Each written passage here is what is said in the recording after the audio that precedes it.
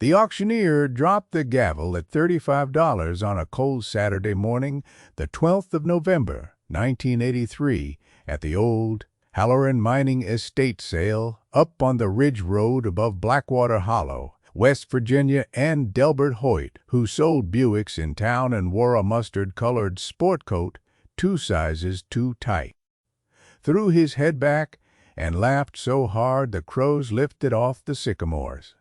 He laughed because nobody else had bid, not one hand, not one nod.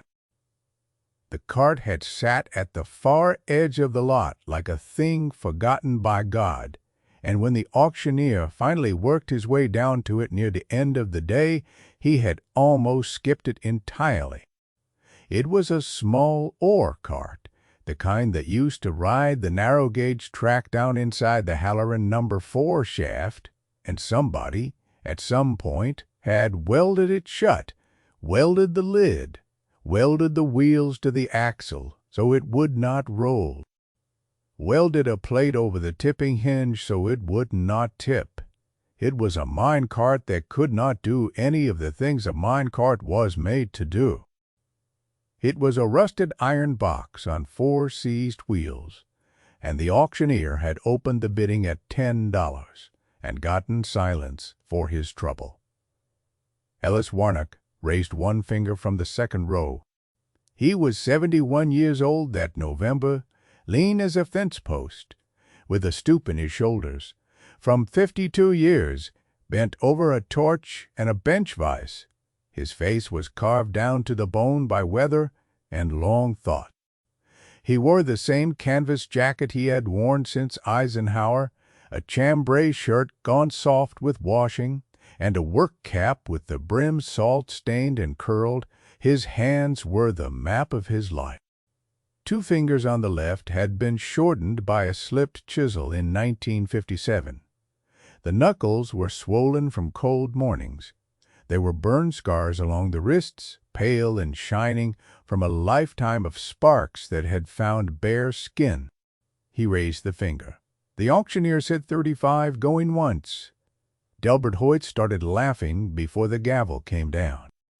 Delbert was 49, heavy-set in the way of men who had stopped moving around 1975, clean-shaven, ruddy in the cheeks, with a gold chain visible in the open collar of his loud plaid sport coat and a pinky ring. His Cadillac sat by the gate, freshly washed, mud-free in a lot where every other vehicle wore a skirt of red clay. He had come to buy the 2 good tractors and a walnut sideboard. He had already loaded them. "Ellis," he called out loud enough for the whole yard, "what in the name of sweet mercy are you going to do with that welded-shut jackass of a mine cart? You going to plant petunias in it? You going to weld yourself inside and take a nap?" There was some laughter. Not a lot. Most of the crowd was neighbor folk, and they knew Ellis, and they did not want to laugh at him even if the joke was ready-made. But some men laughed, and Delbert laughed the loudest of all, and he coined the name right there in the auction yard, standing with his thumbs hooked in his belt loops. "The iron coffin," he said. "Look at old Ellis." He bought himself the iron coffin. Ellis did not answer. He walked forward to pay the clerk his $35 in 3 tens and a 5. And then he walked around the cart slow, once, with his hands behind his back, the way a man walks around a horse he has already decided to buy. He was not looking at the cart, he was looking at the welds, because that was what nobody else in the yard had seen. That was the thing that had made his one finger come up out of his lap. The welds on that cart were beautiful. They were not the crude tacks of a man sealing junk. They were long, even, patient beads laid down by somebody who loved the work, somebody who had taken his time, somebody who had, Ellis suspected, been saying something with every pass of the rod. A weld is a man's handwriting in steel.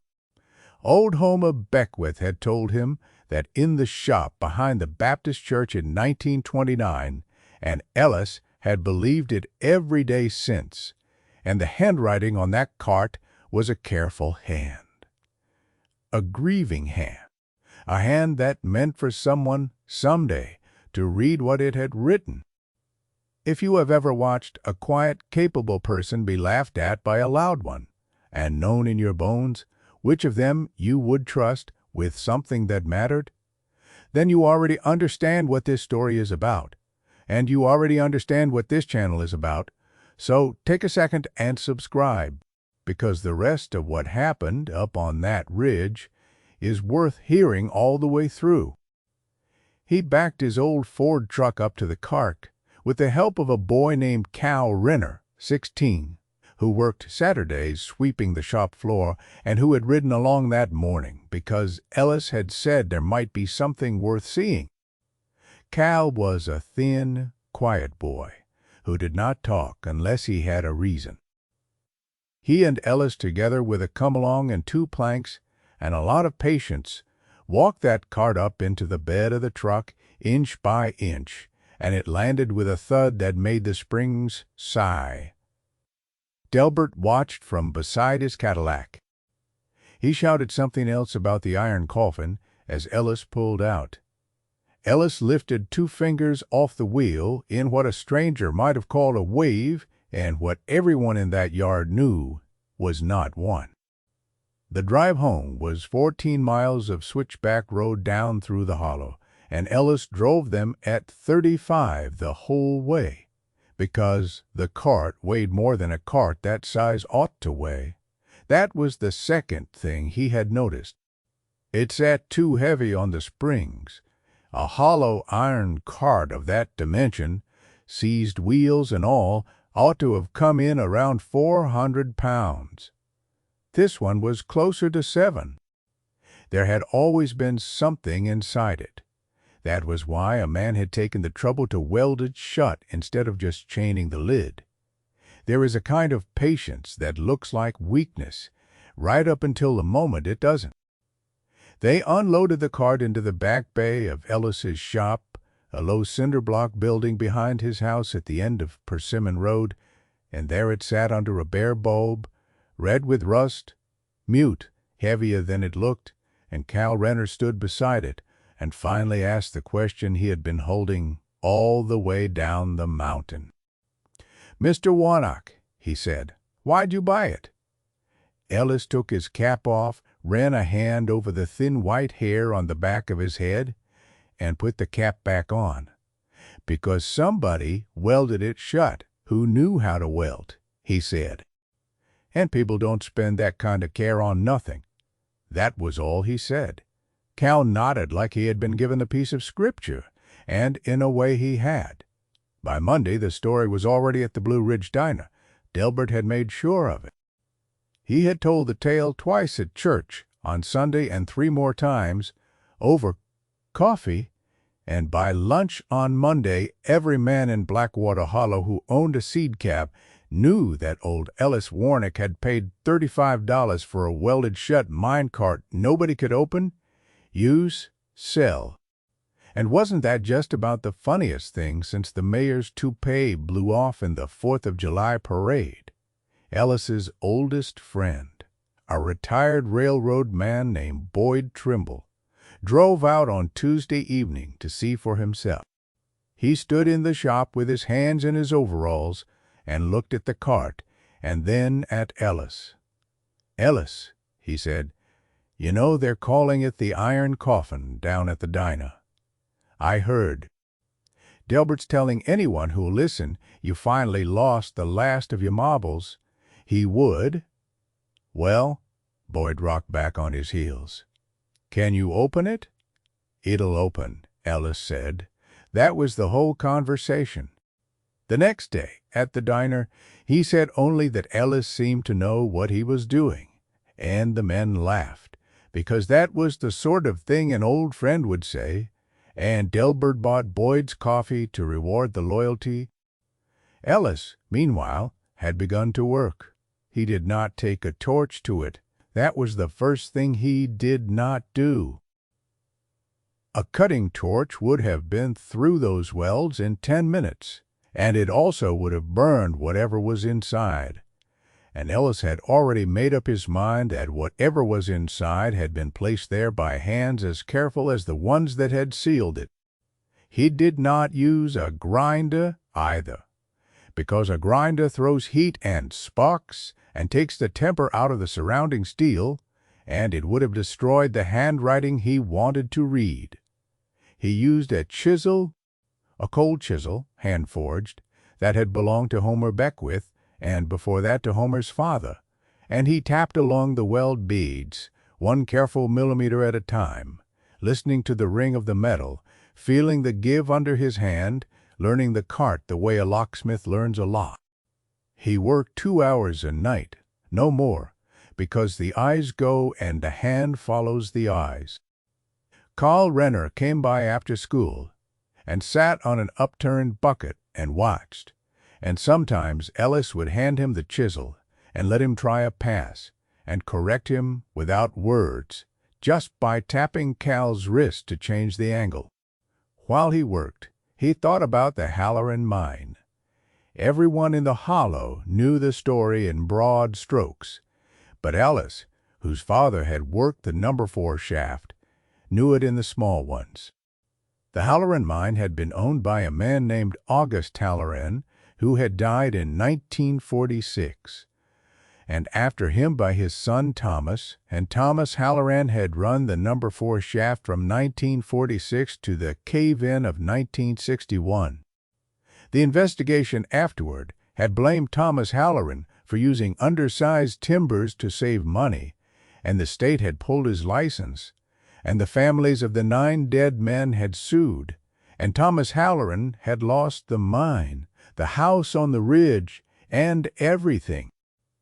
He had shot himself in the barn in the spring of 1963, and his widow Ruth had moved to her sister's in Ohio with their daughter, and the Halloran name had been a curse word in the hollow ever since.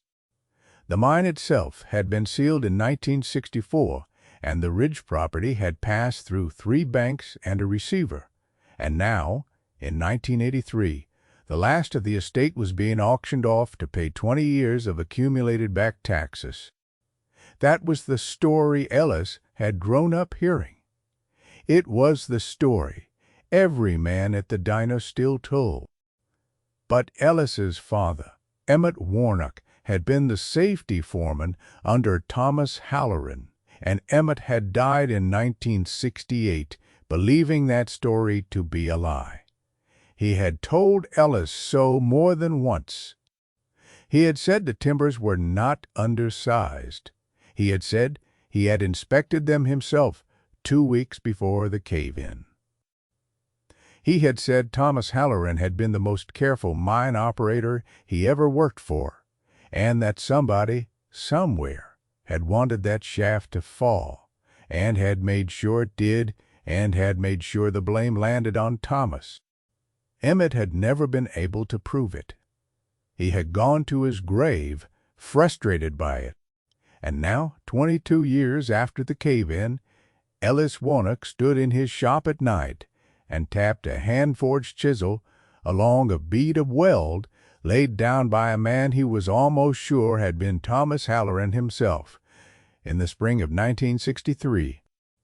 Because the handwriting matched. Ellis had known Thomas Halloran's welds. Thomas had done his own repair work on the ore carts, and Ellis had seen those welds 100 times as a young man delivering parts up the Ridge Road. This was the same hand. Older, sadder, slower, but the same. If you have made it this far into the story, then hit subscribe now, because what happened when that cart finally came open is the part I have been waiting to tell you. It took him 9 nights.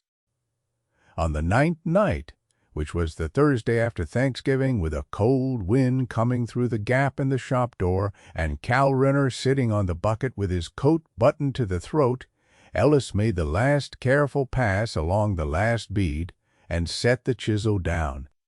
The lid came up with a sound like a held breath finally letting go. Ellis did not look inside right away. He stood there with his hands on the raised lid and his head bent, and Cal Renner had the good sense to be still.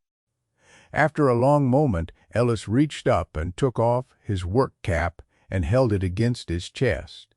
And then he looked inside the cart.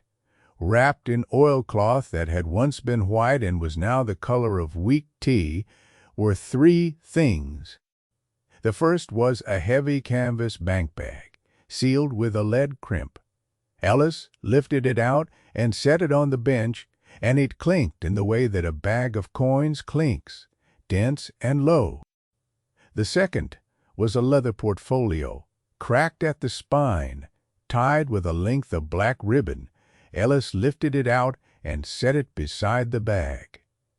The third was an envelope, cream-colored, once now the color of the oilcloth. On the front, in a careful engineer's blockhand, were the words, "To whoever opens this." Ellis sat down on the bucket Cal had vacated. Cal stood behind him, and neither of them spoke.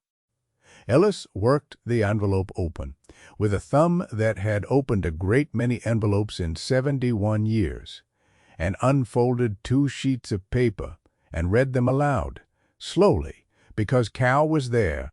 "To whoever opens this," Ellis read, "my name is Thomas August Halloran.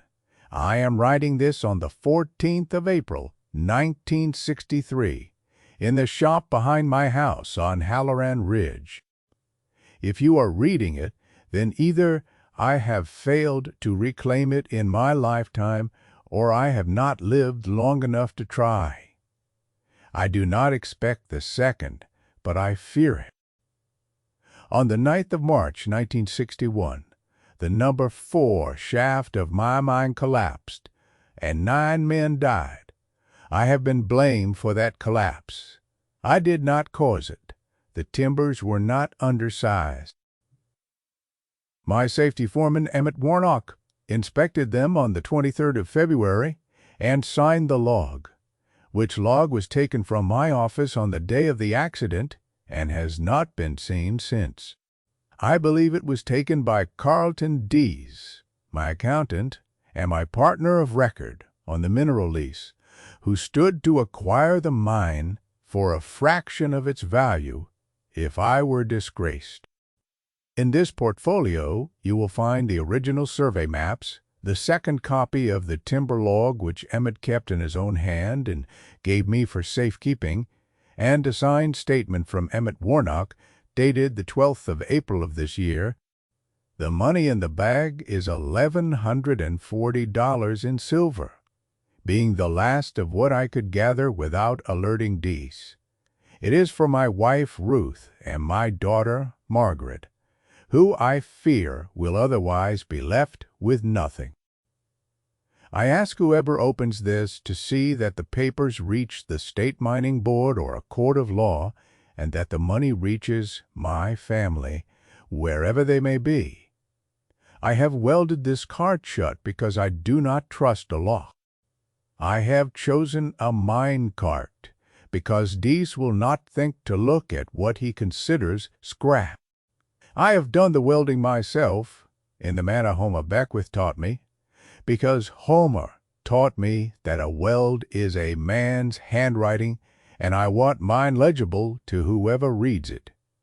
If you are an honest person, you will do what I ask.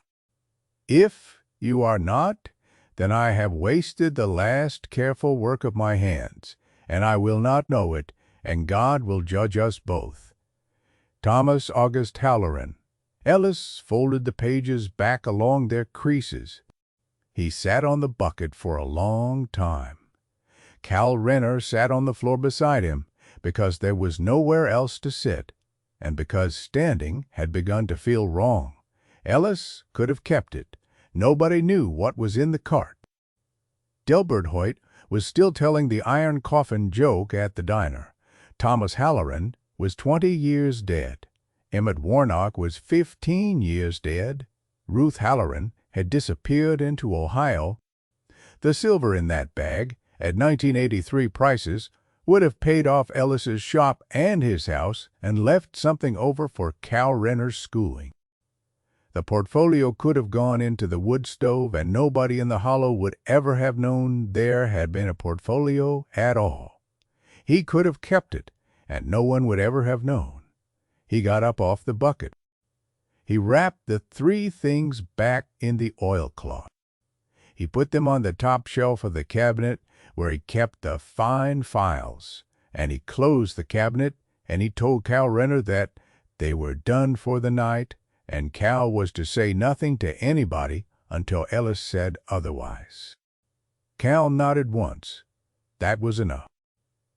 The next morning, Ellis drove into town and used the payphone at the feed store to call information in Columbus, Ohio. And after 4 calls and 2 forwards, he had a phone number for a woman named Margaret Halloran Priest, aged 39, who worked as a bookkeeper at a hospital. He called her from the same phone. He told her his name. He told her he had something that had belonged to her father. He told her he would drive it to Ohio if she preferred, or she could come to West Virginia. She was quiet for a long time on the line, and then she said she would come. She arrived on a Sunday afternoon driving a tired blue sedan, alone. She was a tall woman with her father's careful hands and her mother's dark eyes, and she wore a plain gray coat and looked as though she had not slept the night before. Ellis met her at the shop. He did not offer coffee or small talk. He set the oilcloth bundle on the bench and stepped back. He said, "Your father welded this shut in the spring of 1963. It took me 9 nights to open it without harming what was inside. There is a letter. You should read it first." She read the letter standing up. She read it a second time, sitting down on the bucket. She did not cry until the 3rd reading, and then she cried without sound, the way tired, dignified people cry. Ellis waited by the door of the shop with his back turned to give her the room. When she was ready, she asked him what she owed him. He said $35, which was what he had paid at the auction, and he would not take a penny more, and she should keep the silver for her mother, who he understood was still living, and the papers she should take to the State Mining Board in Charleston on Monday morning, and if they gave her any trouble, she should mention the name Emmett Warner, who had been her father's foreman and Ellis's father, and whose signed statement was in the portfolio. She gave him the $35.75, and she took the bundle. And she drove back to Ohio that night, and Ellis went home and slept for 11 hours, which was the longest sleep he had had in a decade. The State Mining Board reopened the Halloran inquiry in February of 1984. Emmett Warnick's signed statement, together with the original timber log in his handwriting, was enough. Carlton Dees, who had by then become a modestly wealthy man on the strength of the mineral rights he had acquired after Thomas Halloran's disgrace, was called to testify, and could not explain the discrepancies, and in the summer of 1984, Thomas Halloran's name was cleared by a formal resolution of the board in September of that year, and the resolution was printed in the county newspaper, and a copy was mailed to Ruth Halloran in Ohio, who lived long enough to read it and to die 2 months later in what her daughter described in a letter to Ellis as the first peace she had known in 23 years. Delbert Hoyt said very little that summer. His Buick dealership, which had been struggling in ways he had hidden from the town, failed in the spring of 1986, and he moved south to Florida to sell timeshares, and the mustard sport coat went with him, and the iron coffin joke was never heard at the Blue Ridge Diner again because nobody who told it came out looking well. The card itself was donated by Margaret Halloran Priest, at Ellis's suggestion, to the small mining museum in the county seat, where it sits today on a low platform with the lid raised and a small brass plaque that reads in part, "Sealed by Thomas August Halloran, April 1963. Opening by Ellis Warnock. November 1983. The truth was inside." Ellis walked over to the museum one evening the following spring alone and stood across the street under the awning of the drugstore and looked at the cart through the lit window for maybe 5 minutes with his cap in his hands. Then he put the cap back on and walked to his truck and drove home to Persimmon Road, where Cal Renner was waiting in the shop, chisel in hand, working on his first serious weld under the bare bulb. So I will leave it with you. If you had been the one to raise your finger at $35 and 9 nights later found silver enough to change your life, sitting inside a rusted cart that nobody in the world knew about but you, would you have wrapped it back up and driven it to a stranger in Ohio, or would you have closed the cabinet and gone to bed a richer and quieter man?